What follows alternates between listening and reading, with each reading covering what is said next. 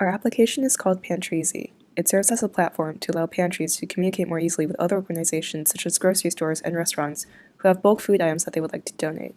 Our two groups of target users are food pantries and food organizations.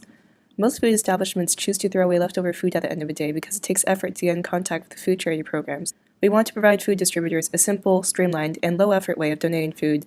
We also want to make it easier for food pantries and charities to locate, access, and recover food. Food pantries need to be able to collect large quantities of food effectively. Our solution is to make an app that facilitates the communication between these two groups. The food distributor can post the leftover food they have on the app, and the food charities can pick and choose the food they would like to recover, based on factors such as the food's location, donors' willingness to deliver the food, the quantity of food, and the type of food.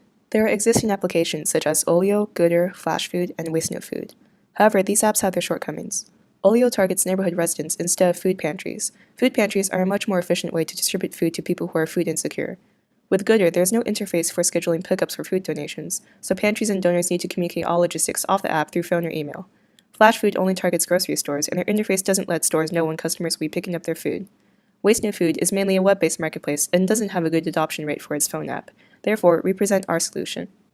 Welcome to Pantreasy, our food donation app. As a donor, you can make a list of food items you want to donate. You can take a picture of the food using the built-in phone camera. Then enter the name, expiration date, and the weight or quantity of the food.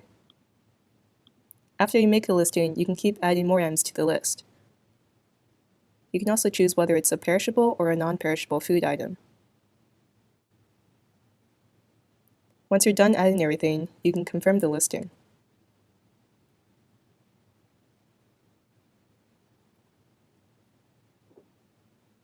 You can choose between having the pantry drop off or pick up your donation, and you can also set what day and time you want to do so. You can choose between AM or PM times. So once you confirm that, it's listed on the app. Now let's go to the pantry side of the app. As a pantry owner, you can view a list of donations from donors who use the app. You can select as many items as you want from each listing, then request it. You can see the donor's contact info and address at the bottom. Now you can wait for the donor's reply. Back on the donor side, you can view the responses from pantries who would like your donation. Once you log in, just go to View Pantry Response. You can also choose when to drop it off to. The donor can view their donation history of parties they've confirmed with. Now that you've confirmed that, the pantry side can see the donor's confirmation and see it in their history. Once both sides confirm the donation, they can correspond over the phone. Those are the basic functions of our app. Our group ran into technical challenges with storing data, so we implemented Firebase to track the donation lists.